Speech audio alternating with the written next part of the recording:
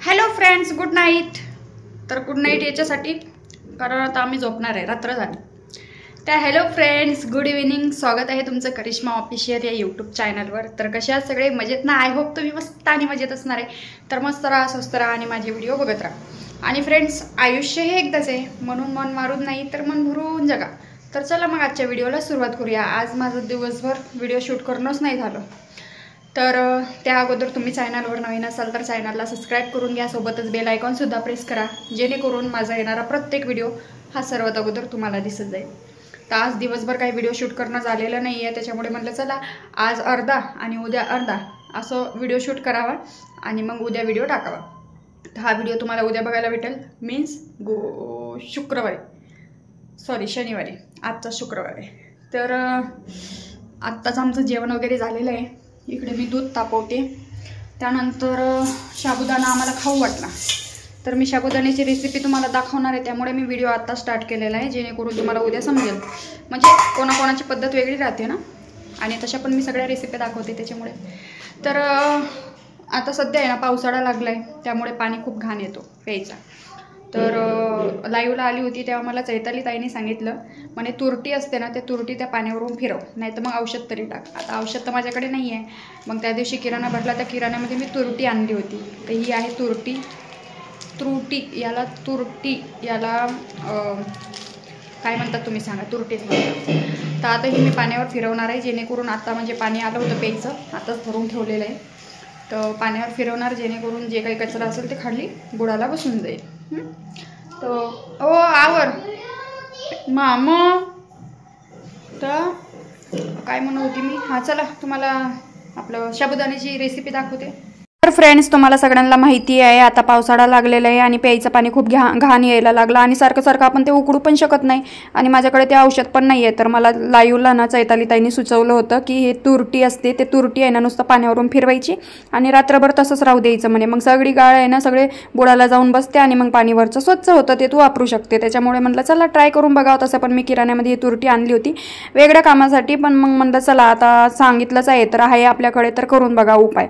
तर मी हे पाणी भरलं आणि पाण्यावर फिरवून ठेवलेले आहे.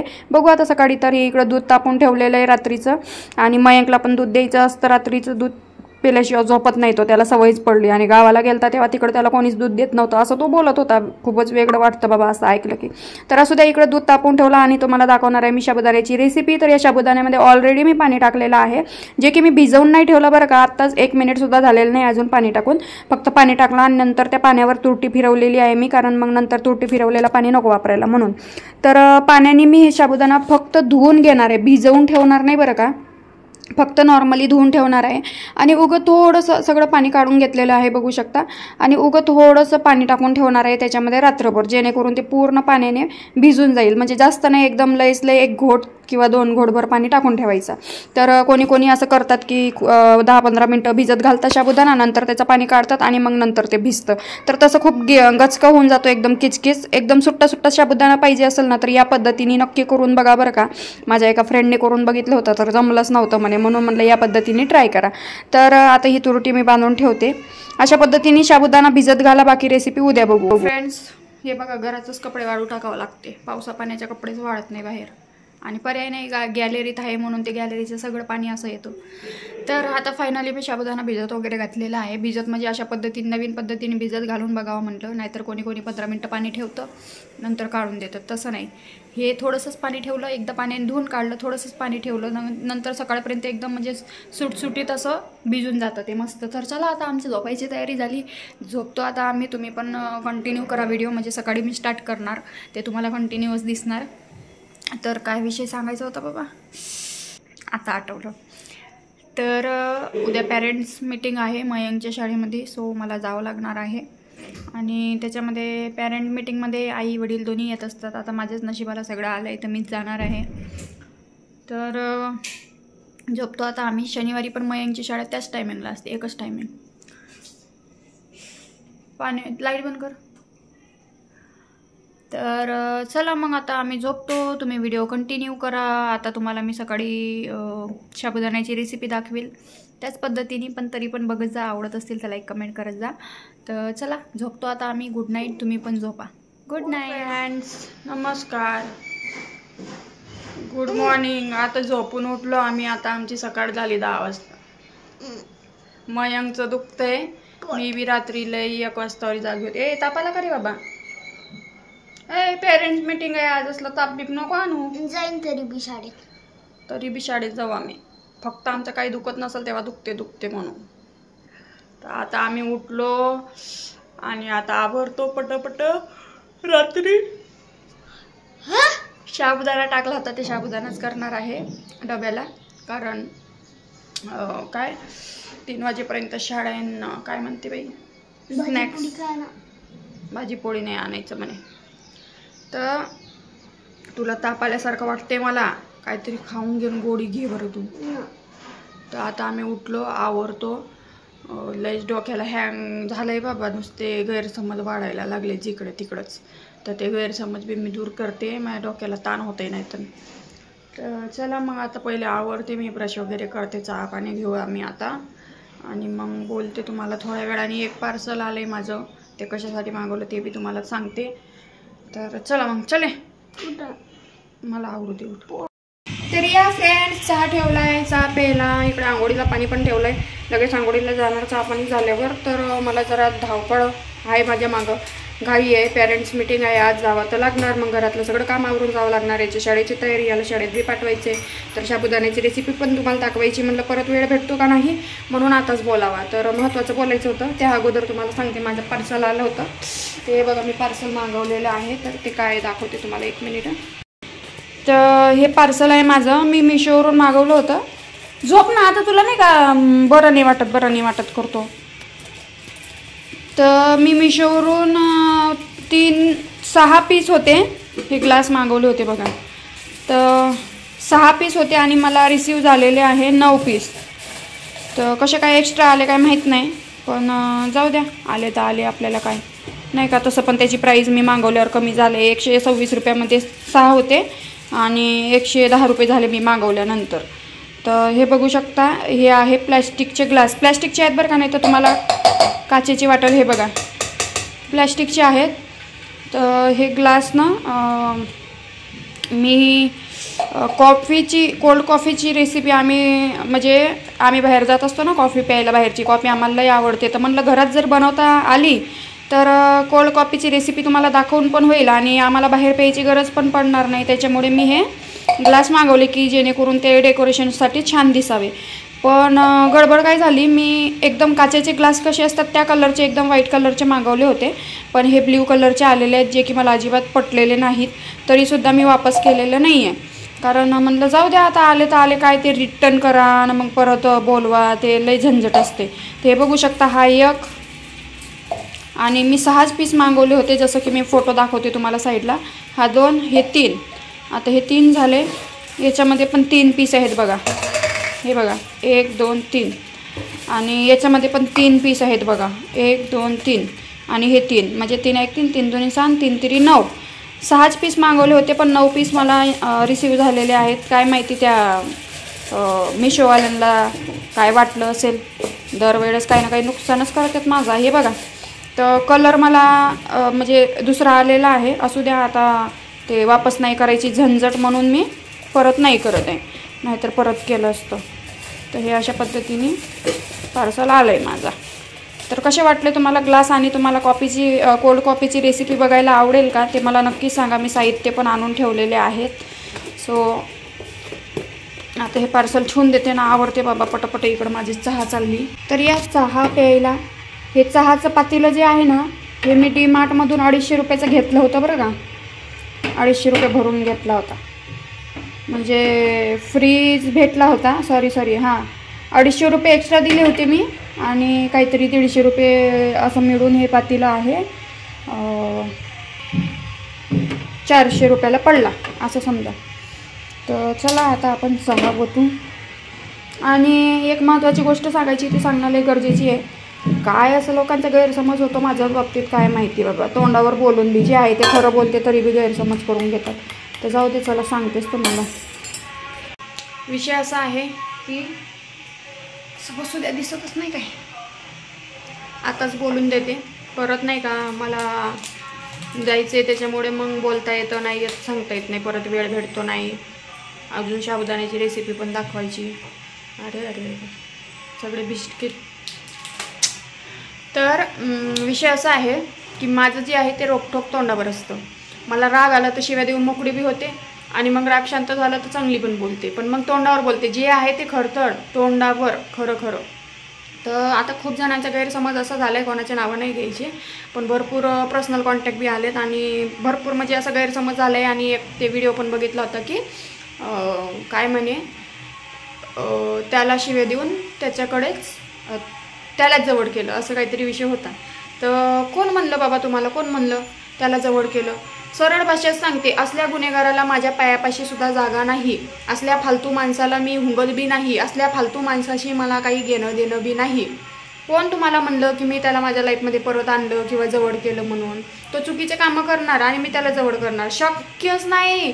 तुम्ही कुठून घेऊन येता काय माहिती. मला ना उगाच गैरसमज होतोय तुमचा आणि माझ्याही डोक्याला ताण देता घेण्यान देण्याचं. तर आता कोणाला भरपूर जणांना असं वाटत आहे की मी त्याला एवढं शिवीगाळ करून परत त्याला माफ केलं, परत त्याला जवळ केलं. तर असं काही नाही आहे. तो तुम्हाला माझ्या घरात दिसला असता, कुठंतरी काहीतरी आला असतं शक, पण असं काहीही नाही आहे. पण हां, एक गोष्ट हेही मनातून स्पष्ट सांगते, जर तो व्यक्ती सुधारला असता किंवा त्यांनी जे काही, हां मी तर आत्ता मी म्हणते बघा, तो काळे धंदे करतो, तो चुकीचे कामं करतो जे की नाही करायला पाहिजे, जसं की लोकांना उल्लू बनवणं, फसवणं, खोटं बोलणं आणि फालतूगिरी आणि बायांचा नात्त मोकार आहे त्याला. हे गोष्ट तर मी जे आहे ते सत्य शेवटपर्यंत बोलत राहणार. हां, पण एवढंही खरं आहे की जर त्या सगळ्या गोष्टी त्यांनी सोडल्या असत्या, म्हणजे मी याच्या अगोदर भरपूर चान्स दिले, माफ पण केलं, पण आता नाही. आता चान्सच नाही आहे. आता चुकून पण चान्स नाही आहे बघा. पूर्णपणे जर सुधारला, मी तर आता हेही सांगते ना तोंडावर, जर तो पूर्ण सुधारला, अक्षरशः त्यांनी मला म्हणजे माझ्या एवढ्या कळकटी शर्ती आहेत की डायरेक्ट त्याने मोबाईलच वापरू नये. ज्या माणसाला बायांचा नाद आहे तो कसाही करणारच, मोबाईलच वापरू नये, 24 तास माझ्या डोळ्यासमोर राहावं. जमतंय का त्याला? जमूच शकत नाही. ज्या माणसाला अशी सवय आहे ना, तो कधी सुधरू शकत नाही. आणि जरी त्याला सुधारायचं असेल असं काही वाटेल नाही माझा व्हिडिओ वगैरे बघून, तर तो करेल कॉन्टॅक्ट. त्यावेळेस मग मी विचार करेल की तसं पण ऑलरेडी मी लग्नासाठी मुलगा बघते, तुम्हाला तर माहितीच आहे. मी तर लग्न करणार आहे. ठीक आहे, एकटं आयुष्य वाटतं तेवढं सोपं नाही. दुःख नाही, सुख नाही, बऱ्याच गोष्टी आहेत, बरं टेन्शन असतं, वाटतं तेवढं सोपं नाही. जेवढं दिसतं भारी तेवढं ते कठीण असतं. एखाद्याचं आयुष्य, तो एकटा आहे म्हणून त्याला फ्रीडम आहे, त्याला कशाचं टेन्शन नाही, त्याला म्हणणारं बोलणारं कोण नाही, हा विषय डोक्यातून काढून टाका. एकटी लाईफ जेवढी अवघड आहे ना, तेवढी अशा फॅमिलीसोबत जगणाऱ्यांची लाईफ नाही. ठीक आहे, तर विषय असा आहे की त्यांनी जर मोबाईल नाही वापरला, 24 तास जर माझ्या नजरेसमोर राहिला, तर मी काहीतरी गॅरंटी घेऊ शकते की चल बाबा. आणि कष्ट करून त्यांनी सांभाळलं आम्हाला, की कष्ट करून सगळा पगार माझ्या हातात दिला, कारण घर चालवणारी मीच आहे, सगळा व्यवहार करणारी मीच आहे. त्याच्यामुळे जर कष्ट करून त्यांनी सगळा पेमेंट माझ्या हातात दिला, तर एक तरी ध्यानात राहील की याच्याजवळ रुपया नाही राहता, हा कुठं काय करणार आहे चुकीचे कामं. त्यानंतर मोबाईल नाही राहणार तर ते तरी करणार, आणि 24 तास माझ्या डोळ्यासमोर राहणारा माणूस तो काय चुकीचं करणार आहे, एवढी गॅरंटी घेऊ शकते. याच्या व्यतिरिक्त मी आणि ह्या सगळ्या गोष्टी तो करूच शकत नाही. कारण ज्या माणसाला हाव लागलेली असते चुकीचे कामं करायची, तो चुकीचेच कामं करणार. ह्या सगळ्या अटी शर्ती तो मान्यच करणार नाही. आणि राहिली गोष्ट, त्याला वाटत होतं तेव्हा की मी सोशल मीडिया सोडावी. 1 कोटीची संपत्ती जरी माझ्या पायात आणून टाकली ना, चोरीची असो, लबाडीची असो किंवा कष्टाची, तरीसुद्धा मी या गोष्टीला मान्यच करू शकत नाही. ज्या सोशल मीडियाने सुरुवातीपासून मला आत्तापर्यंत साथ दिलेली आहे नेहमी माझ्या प्रत्येक सुखादुःखामध्ये, प्रत्येक वेळेस सोशल मीडियाच्या भरोश्यावर मी जगलेली आहे आत्तापर्यंत. नाही तर केव्हाच माझं काय झालं असतं. या सोशल मीडियालाच घाबरून लोकांनी माझा म्हणजे काही कमी जास्त केलेलं नाही आहे, नाही तर भरपूर लोक माझ्या जीवावर उठले होते, तेही तुम्हाला माहिती आहे. त्यामुळं सोशल मीडिया मी सोडणार नाही आहे. आणि या सगळ्या गोष्टी जर मान्य असतील तर ऑलवेज कधी पण वेलकम आहे. पण वेळेच्या आत सुधारला तर, नाही तर मला काही घेणं देणं नाही. पण आत्ताचा जो तुमचा गैरसमज झाला आहे तो दूर करावा वाटला मला, की त्याला मी माफ केलं किंवा त्याला जवळ केलं किंवा त्याला परत लाईफमध्ये बोलवलं, तर असं काहीही नाही आहे. ज्या दिवशी असं काही असेल तर मी 100% तुम्हाला सांगणार, काही लपवून ठेवणार नाही. जे आहे ते तोंडावर खरं बोलायची सवय आहेच मला. ठीक आहे, त्यामुळे तुम्ही घाबरू नका. तर असं काहीच नाही आहे. तर चला या मग चहा प्यायला. आता मी चहा वगैरे पिऊन पटकन साबुदाण्याची रेसिपी दाखवते तुम्हाला, एकदा आंघोळ वगैरे करते, मग बोलू आपण. ठीक आहे. Hello hello hello. तर चहा पेता पेता लाईव्ह बघितली. आता तुम्हाला माहिती आहे जास्त मी कोणाचे व्हिडिओ बघत नाही, एकाच व्यक्तीचे बघितली लाईव्ह. तर मला याच्यावर बोलायचा काय हाऊस नाही वगैरे काहीतरी टाकलं होतं. तर तुम्हाला सांगू का, गैरसमज झालेला आहे ताई तुमचा. माझं असं म्हणणं नव्हतं हाऊसी पोटी बोलता वगैरे असं काही. तर मी बोलली रागाच्या भऱ्यात, तुम्ही पण विषय सोडून द्या, बोलू नका, एवढंच म्हणायचं होतं. बरं, तो विषय साईडला राहू द्या. पण तुमच्या 2-3 व्हिडिओमध्ये मी हे एक नोटीस केलं की तुम्ही सारखं बोलत असताना केस भानगडी केस भानगडी केस भानगडी, आम्ही या बायांवर त्या बायांवर केस नाही करत, तुम्ही तुमचं पर्सनल आयुष्य जगापुढं मांडता, त्याच्यावर आम्ही बोलल्यावर तुम्ही केस करायला जाता, पोलिसांना ताण देता वगैरे. तर असा काही विषय नाही आहे. आता तुम्हालाही माहिती आहे त्यावेळेस काय घडलं होतं. आता तुमचा विषय तर साईडलाच ठेवा, कारण मी तुम्हाला ओळखत नाही आणि त्यावेळेस तुम्ही मला ओळखत नव्हते तरी बरंच काही काय बोलले. पण जे लोक ओळखत होते, ज्यांना सगळं काही माहिती होतं, एक्झाम्पल बांग्याच्या मैत्रिणी आणि बरेच लेडीज, ठीक आहे, त्या फावड्या जातीच्या वगैरे जे आहे ते स्पष्ट बोलते. मला केस करण्याची हौस नाही कोणावरही उगाच, किंवा केस करण्याची हौस नव्हती म्हणून केली नाही मी.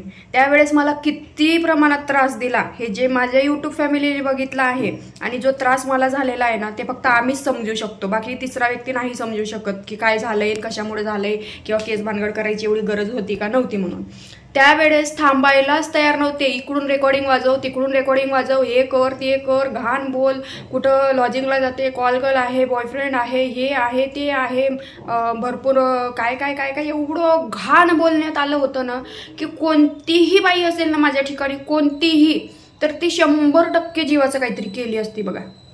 एवढं कोणी सहन करू शकत नाही. हा, तुम्ही पर्सनली बोला ना, असं समोरासमोर येऊन कितीही भांडले असते ना तर सहन करण्याची कॅपॅसिटी होती माझी. पण तुम्ही जे सोशल मीडियावर माझं सगळ्यांनी मिळून बाजार मांडला ना एवढ्या घाण भाषेमध्ये, ते मी सहन करू शकली नाही. माझ्या ठिकाणी तुम्ही सुद्धा असते ना, गॅरंटी देते, तुम्ही सुद्धा तेच केलं असतं, कारण केस भानगडी करायची मला हौस आलेली नव्हती. पण जे लोक स्वतः चुकीचे असून जे माझ्यावर आरोप लावत होते ना त्यांना त्यांची खरी जागा दाखवायची होती आणि ते करावं लागलं मला. आता राहिली गोष्ट तुमची, तर त्यात तुमचं नाव ऍड झालेलं आहे. पर्सनली असं तुमच्यावर मी केलेलं नाहीये काही बी, ठीक आहे, त्यात तुमचं नाव ऍड झालेलं आहे. का तर तुम्ही पण त्यावेळेस दुसऱ्याचं ऐकून मला एक प्रकारे त्रासच देत होते असंच म्हणणार मी, कारण दुसऱ्याचं ऐकून बोलणं हे तरी चुकीचं आहे मला असं वाटतं. आणि दुसऱ्यांनी पुरावे दिले म्हणून त्या पुराव्यात किती खरेपण आहे, कारण आजकाल आहे ना एडिटिंगचा जमाना आहे बघा. आपण कोणाची आवाज कोणाला लावून एडिटिंग बी करू शकतो, कोणाचे मेसेज खोटे बी एडिटिंग करू शकतो, कोणाचंही नाव एडिटिंगमध्ये लावू शकतो, असे किती एडिटिंगचे प्रकार दाखवतो तुम्हाला. तर माझं एवढंच म्हणणं आहे की ज्यावेळेस सगळे म्हणजे व्ह्यूज छापत होते माझ्या नावावर, कारण एवढं सध्या जिकडं तिकडं करिश्मा ऑफिशियल दुसरा अख्खा काहीच नव्हतं. कमसे कम महिनाभर तर यूट्यूबवर तेच चाललेलं आहे. महिनाभर माझ्या नावावर ज्यांनी डॉलर छापले ना त्यांचा सगळ्यांचा सत्यानाशच झालाय. ते चुकीच्याच ठिकाणी निघलेले आहेत सगळे डॉलर. या गोष्टीचं पण चांगलं वाटतंय मला की खरंच ज्या मार्गाने कमवलेत ना त्याच मार्गाने गेले. आता तुम्हाला वाईट वाटेल की तुमचं म्हणजे म्हणायचं नाही आहे मला तसं, पण तुम्हीच आता विचार करा ना की दुसऱ्या एखाद्या व्यक्तीने पेमेंट काढून घेतला, कशामुळे काढून घेतला असेल, ते कोणाच्या नावावर तुम्ही हे केले होते, म्हणजे चुकीच्याच पद्धतीने आलेत ना. मग चुकीच्या मार्गाने आलेले पैसे कधीही चांगल्या मार्गाला जात नसतात, ते चुकीच्याच मार्गाला जात असतात. आता तुम्ही काहीही म्हणा याच्यामध्ये, हे मला पटेल, पण एवढंच आहे की तुम्ही जे बोलताना प्रत्येक व्हिडिओमध्ये की केस भानगडी, आम्ही या बायांवर केस नाही करत, त्या बायांवर केस नाही करत, तर ते मला करावं लागलं. मला हाऊस नव्हती, मी मजबूर झाली, कारण मला त्या लेवलला जाऊन मजबूर केलं. स्पेशली बांग्यानी मजबूर केलं, कारण मी किती चांगली आहे हे बांग्यापेक्षा कोणालाच माहिती नव्हतं. तरी सुद्धा बांग्याने माझ्यावर एवढे आरोप लावले. मी बोलली ना तुम्हाला त्या दिवशी की ताई, मी जर चुकीची असती तर मी परत त्या बोचऱ्या मागच निघून आली नसती, मी कुठंतरी वेगळा व्यक्ती बघून मी निघून गेली असती. मी चुकीची नव्हती. हा, कुठंतरी प्रेम केलं, कुठंतरी जीव अडकला होता, त्यामुळे परत त्याच्या व्यक्तीचा विचार केला. या सगळ्या गोष्टी मी मान्य करते. पण माझ्यावर लावलेले एक आरोप खोटे होते, जे की मला अजिबात सहन होत नव्हते. तुम्ही नॉर्मली काहीतरी बोलले असते ना, वेगळ्या पद्धतीने भांडले असते ना सगळे मिळून, तर मला काहीच वाटलं नसतं. मी इग्नोर केला असता, भाव सुद्धा दिला नसतं, बघितलं सुद्धा नसतं. पण एवढ्या खालच्या लेवलला जाऊन की जेणेकरून पुढचं भविष्य माझं धोक्यात येईल किंवा माझ्या म्हणजे बऱ्याच गोष्टीवर परिणाम होईल अशा पद्धतीने वागले ना तुम्ही सगळे, त्यावेळेस मला केस करावी लागली. मला केस करायला हाऊस नव्हती. आणि ज्या लोकांना, जे की माझ्या खूपच जवळचे होते, ज्यांना चांगलं माहिती की करिश्मा एकदम म्हणजे चांगली मुलगी आहे, ती कोणाच्या राड्यात लफड्यात नसते. हां, तिचं एक चुकलं, एका व्यक्तीवर प्रेम केलं, तो व्यक्ती गुन्हेगार निघाला किंवा खोटारडा निघाला, फसवेगिरी निघाला, काय असेल ते, पण ते चुकी सोडून मी दुसरी कोणतीही चूक केलेली नाहीये. आणि पहिल्या ठिकाणी मला खूपच त्रास होता, तो फक्त मी भोगलेला आहे. त्यामुळे मला माहिती आहे, म्हणून मी तिथून निघाली. नाहीतर मला हाऊस नव्हती की सगळं काही चांगलं असताना निघायची. मरणाच्या यातना मी तिथं सहन केलेल्या आहेत. मी खरं सांगते ना, अजून पण ही सोशल मीडिया नसती ना 1,01% गॅरंटी लिहून देते तुम्हाला. तिथंच माझा जीव गेला असता, तिथंच त्या लोकांनी मारून टाकली असती. एवढे विकृत बुद्धीचे लोक होते ते, एवढे गुंडागर्दीचे आणि थर्ड क्लास लोक होते. मला आता त्या लोकांचा विषय घ्यायचा नाही म्हणून नाही, तर किती नीच लोक आहेत ना हे. जे लोक तिथं राहतात का, तिथले शेजार पाजारचे सगळ्या लोकांना माहिती, एवढे थर्ड क्लास लोक या पृथ्वीवर नसतील, एवढे क्रूर लोक आहेत. ठीक आहे, ते अश्विनी हगवणेचा परिवार तर त्यांच्या पुढे फिक्का आहे, एवढे घाणेरडे लोक आहेत ते. पण तेही मी कधी शेअर करू शकली नाही काय काय माझ्यासोबत झालंय. त्यामुळे प्लीज रिक्वेस्ट आहे, आपल्याला जोपर्यंत त्रास होत नाही ना तोपर्यंत आपण कोणावर केस भानगडी करत नाहीत. उगाच आपल्याला हौस आलेली नसते का आमचा पैसा असं वेस्ट चालला नव्हता आम्हाला केस भानगडी करायला. त्याचं मागं ते कारण होतं. आणि त्यावेळेस खरं सांगायचं ना, माझ्याजवळ जहर खायला बी पैसे नव्हते. त्यावेळेस मी त्याच्याकडून घेऊन किंवा थोडंसं सपोर्ट घेऊन मी कसं तरी केलेलं आहे. हां, मान्य आहे केस भानगडीला पैसे लागतात. मग मला हौस आली का माझ्याजवळ खायला पैसे नसताना मी केस भानगडीमध्ये पैसे लावणार. तरीही इकडं जा, हे पुरावा दे, ते दे, याच्यामध्ये मला ह्या सगळ्या गोष्टी कराव्या लागल्या. का तर कारण त्यावेळेस मला तेवढा त्रास दिला गेला होता. ठीक आहे, त्या ठिकाणी तुम्ही पण असते तर नक्कीच ते केले असते. फक्त एवढंच म्हणणं आहे की कधीही कोणाचंही वाईट चितू नका, वाईट करू बी नका. तुम्हाला म्हणत नाही तर तुम्ही परत अंगलट वळून घेणार, ते दिसतंय मला. तर ज्या ज्या लोकांनी माझ्या नावावर चुकीचे खोटे खोटे व्हिडिओ बनवून डॉलर छापले, त्यांचे सगळ्यांचे डॉलर चुकीच्या ठिकाणी गेले. ही गोष्ट मला जेव्हा समजते ना, तर हा देव आहे जगामध्ये कुठंतरी. कारण तुम्ही जेव्हा चुकीचं करता तर ते तुमचं चुकीच्याच मार्गाला जात असतं. मी पण कुठंतरी चुकली, माझं पण चुकीचं झालं गेलं, पण आता मी तो सगळा विषय सोडून दिलेला आहे. फक्त एवढंच सांगते का तुमचा मनातला हा गैरसमज काढून टाका की मी उगाच केस केली वगैरे, किंवा तुम्ही जे बोलताय ना केस, आम्ही कशाला केस करू, तुम्ही तुमचं पर्सनल आयुष्य मांडता मग आम्ही बोलायला गेलो की असे बोलता.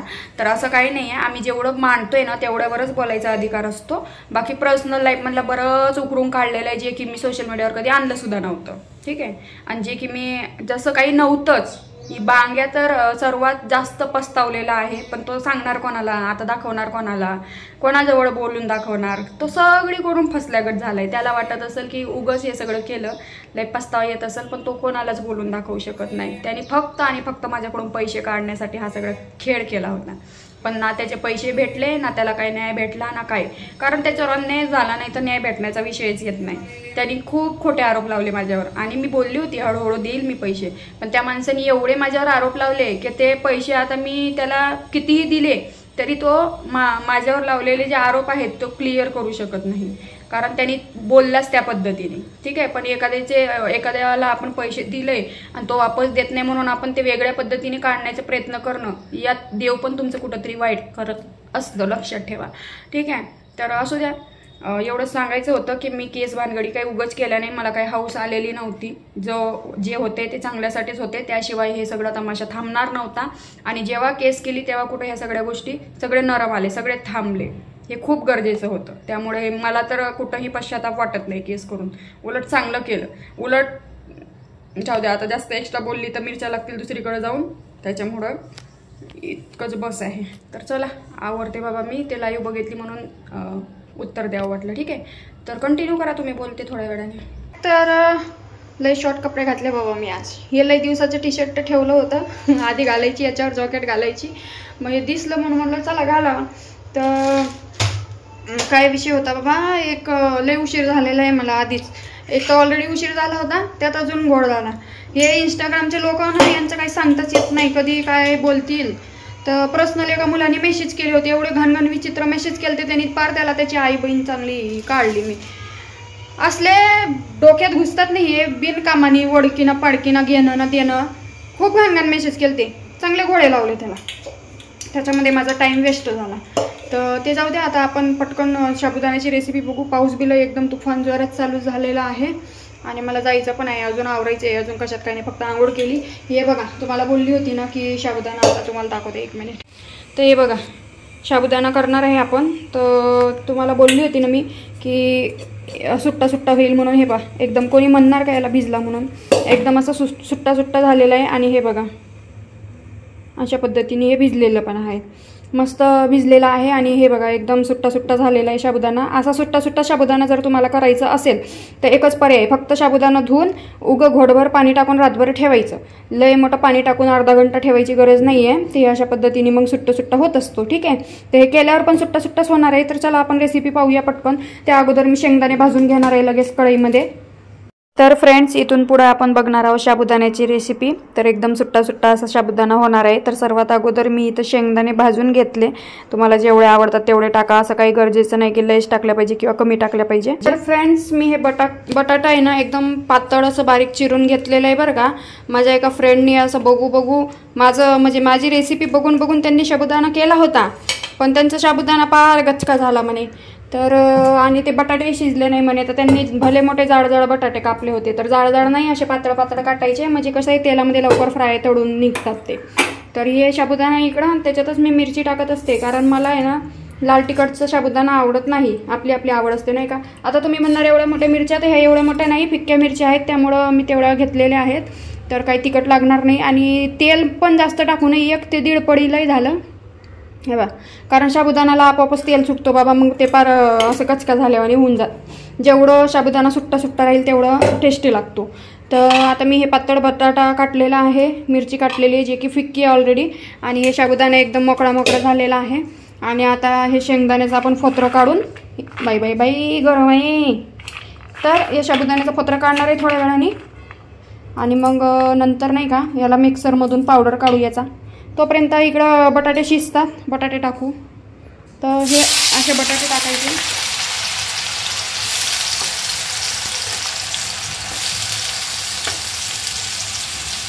एकच बटाटा घेतलेला आहे. माझ्या नशिबात एकच बटाटा होता. मला वाटलं बटाटे संपले, पण नशिबाने सापडला तो बटाटा. तर आता बटाटे भरून आणावं लागेल. कांदे, बटाटे. नाशिकवरून कांदे आणले होते, तुम्हाला आठवतं का? वनीच्या देवीला गेलती ना, तेव्हा मी त्या मावशीच्या घरी थांबली, त्या मावशीच्या घरून मी कांदे आणले होते. तर ते कांदे आत्तापर्यंत पुरले मला. तुम्हीच सांगा आता. एप्रिलमध्ये गेली होती, एप्रिल का मेमध्ये, हां एप्रिलमध्येच गेली होती. तर एप्रिलपासून मे, जून आणि आता जुलै लागला. 2 महिने मला कांदे पुरले तेवढे. तर आता कांदे भरून आणायचे. कांदे संपले पूर्ण, बघू शकता. तर कांदे होते. बाई ग, अशी काय यायला लागल्यात. हां, तर एक गोष्ट सांगायची होती, थांबा जरा. तर ती म्हणजे अशी की काल मी वनीच्या देवीला गेलती सप्तशृंगी मातेच्या दर्शनाला. तर तो व्हिडिओ बघितला. तर त्यात खूप जण म्हणत होते की साडी का नाही घातली, जीन्स घातली, आणि देवाला जाताना साडी घालायची वगैरे. तर काय झाला विषय माहिती आहे का? मी खास म्हणजे माधुरीताईच्या मुलीच्या बड्डेला गेली होती, आणि त्याच्यानंतर साडीच नेली नाही मी, कारण जास्त कपडेच नेले नव्हते, आणि त्याच्यामुळे माझ्याकडे साडी नसल्यामुळे मी साडी नाही घालू शकली. हा विषय होता. आणि राहिली गोष्ट जीन्सची, की मला जीन्स शोभत नाही किंवा बारीक दिसते जीन्सवर, काहीच नाही. याच्यापेक्षा लय बारीक मुली जीन्स घालताना मी बघितल्या, आणि मला कोणाला काय वाटतं ते त्याच्यापेक्षा जास्त इम्पॉर्टंट आहे मला काय आवडतं आणि मला काय जसतं. तर मला जीन्स आवडते घालायला, आणि जसते पण असं मला वाटतंय, आणि मला छान वाटते, त्यामुळे मी जीन्स वापरते. तर एवढी पण काही बारीक दिसत नाही. उगाच काहीतरी फेकत जाऊ नका कमेंटमध्ये. तर व्यवस्थितच दिसते. ठीक आहे, जीन्स घालून व्यवस्थित वाटतं. मला आवडतं जीन्स घालायला, आणि हेच वय आहे, आपण काही म्हातारे झाल्यावर जीन्स नाही घालणार आहे. सो जीन्स साडीचा हा विषय होता की मंदिरात जाताना साडी का नाही घातली. तर या कारणामुळे नाही घातली, कारण मी घेऊनच गेली नव्हती साडी. ठीक आहे. तर आता इकडे आपले बटाटे झालेले आहे. आता मी हे मिक्सरमधून काढून घेते शेंगदाणे. तर मिरची पण टाकून द्यायची. बटाट्यासोबतच मिरची पण होऊन जाते मस्त. मिरची पण तळून निघली पाहिजे ना, नाही तर कच्ची कशी लागन नाही का. तर मला ते नाही आवडत लाल तिखट, तरी पण गरज वाटली तर मी वरून फक्त एक फ्लेवर कलर येण्यासाठी टाकणार, नाहीतर काही गरज तर वाटत नाही आहे. पण मिरच्या फिक्क्या असल्यामुळे टाकावं लागतं काय माहिती. तर बघा अशा पद्धतीने बटाटे मिरची तयार झाली. बटाटे बी चिटकायला लागले राव. तर चला आता हे याचा फोतरा काढते आणि लगेच मिक्सरमधून पावडर काढते. तर फ्रेंड्स लगेच शेंगदाणे काढून घेतले एकदम बारीक मिक्सरमधून. इकडं बटाटे आणि मिरची पण शिजलेली होती. आणि हा शेंगदाण्याचं कूट आहे ना डायरेक्ट मी साबुदाण्यात दिला टाकून, नाहीतर डायरेक्ट कढईत पण टाकू शकत होती, पण मग ते चिपकतं ना त्याच्यामुळे डायरेक्ट त्या साबुदाण्यामध्ये टाकला आणि मस्तपैकी मिक्स करून घेतला आणि त्याच्यामध्ये मीठ टाकलं. तर अशा पद्धतीने मी करत असते साबुदाणा. कधी कधी पूर्ण भिजत घालून ठेवत असते, 10-15 मिनिटं नंतर पाणी काढून ठेवते. तर तुम्ही कशा पद्धतीने करता ते मला तुम्ही कमेंटमध्ये सांगू शकता. आणि माझी साबुदाण्याची रेसिपी पद्धत तुम्हाला आवडली का नक्की सांगा. थोडंसं मी लाल तिखट पण ॲड केलं त्याच्यामध्ये, कारण मिरच्या खूपच फिक्क्या होत्या, म्हणून मला वाटलं तिखट होईल की नाही, म्हणून मी थोडंसं लाल तिखट पण टाकलेलं आहे. तर बघू शकता अशा पद्धतीने एकदम सुट्टा साबुदाणा तयार झालेला आहे. तुम्ही पण या पद्धतीने ट्राय करून बघा, जेणेकरून ते चिटकत नाही. तर चला मग. डोकं आउट होते ना कधी कधी. आता बघा त्या इंस्टाग्रामवर आहे ना उगाच तो एक पोरगा नादी लागला, काही घेण्यान देण्याचं काम ना धंदा, त्याला चांगले घोडे लावले, त्याच्यातलाही टाईम वेस्ट झाला माझा. आणि दुसरं म्हणजे आता माझं आवरलं आहे सगळं, मीटिंगला जायचं आहे, आज पेरेंट्स मीटिंग आहे आणि शाळेत पाठवायचं होतं मयंकला. तर हा बघा आजारी होऊन बसलाय, याला फनफन ताप आलाय. काय माहिती शनिवारी काय होतंय तुला? ताप येतो. हा, तर आता याला लय ताप आलेला आहे. मला पेरेंट्स मीटिंगला जाणं बी गरजेचं आहे, कारण ते कंपल्सरी सांगितलंय त्यांनी, यावंच लागतं. आणि आता हा आजारी होऊन बसला, आता याला कोणाच्या भरोशावर सोडावं बरं? अवघडच दुःख नाही बाबा, मला जावं तर लागणारच आहे. राशीन ना मोबाईल घरी ठेवत नसते काय? नाही ठेवायला. हा, मोबाईल पायासाठी घरी राहिला काय? नाही. ताप तर लय आलेला आहे. आता मला मीटिंगला तर जावंच लागेल. काय नाही, 1 तासाची मीटिंग आहे, पण मग लवकर उरकल्या पाहिजे, नाही तर अवघडच आहे बाबा. याचा अंगाचं असं सणसण तापायला लागलं, असलं टेन्शन येतं मला. म्हणलं शाळेत जाईल तर घरी बसला ताप आणून. आणि ते एक तिकडे इंस्टाग्रामवर डोकं खराब केलं. हे पोरं एवढे नीच नालायक राहतात ना, तो डायरेक्ट पुढचा व्यक्ती म्हणतो की माझी आई बहीण पाठवतो म्हणे, ॲडव्हान्स पाठव. काय काय बोलतात, काय काही कळत नाही बाबा या लोकांचं, किती नीच लोक राहतात सांगा.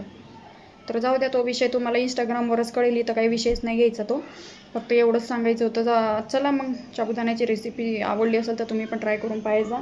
आता मी चालली मीटिंगला, आवरते पटकन आणि निघते. तर चला मग. तर हॅलो फ्रेंड्स, वेलकम बॅक. निघाली होती मी घरातून पेरेंट्स मीटिंगला जाण्यासाठी. आता ते बी इम्पॉर्टंट होती, पण काय झालं, आली वापस बाबा. मयंक बघायला तापलेलं आहे, एकदम आजारी पडलेला आहे तो, चांगलाच ताप आला आहे त्याला. 1 तासासाठी त्याला एकटं घरात सोडून जायचं आणि एवढी रिक्स घ्यायची मला तरी योग्य वाटत नाही. त्याच्यामुळे आली मी वापस. गेली, गाडी चालू केली आणि परत वापस आली. तर त्याला आता खाऊ पिऊ घालून गोळ्या औषधं दिलेल्या आहेत. आता आराम कर म्हणलं थोडं, कारण काय शाळा आहे, चालूच राहणार आहे. पोरगं महत्त्वाचं आहे, शाळा नाही. तर आता मी घरीच थांबणार आहे, जाणार नाही. Parents meeting cancel. भले ते वर्षातून किंवा 6 महिन्यातून एकदा असते, पण मग पर्याय नाही. आता तो आजारी पडला, त्याला बघायलाही कोण नाही, मग मी तरी काय करणार आहे. त्याच्यामुळं बसली घरी. आता झोपून राहशील ना, तर त्याला आराम करायला लावते. मी काही पेरेंट्स मीटिंगला आज जाणार नाही आहे. काही एवढं लगेच काय त्याचं लय असं फेल व्हायला नाही लागला तो की नाही. काय आलं रे बाबा, बेडशीटवाले, चटईवाले. तर चला जाऊ द्या, आता माझी व्हिडिओ बी कंटिन्यू करायची इच्छा नाही आहे. व्हिडिओ इथंच थांबवते. व्हिडिओ आवडल्यास नक्की लाईक, कमेंट, शेअर करा. काही चुकलं असेल बोलण्यात तर इग्नोर करा, जे आवडलं ते बघा. बाकी भेटू आपण लवकरच एका नवीन व्हिडिओमध्ये. तोपर्यंत तुम्ही मस्त राहा, स्वस्त राहा, काळजी घ्या. Bye bye.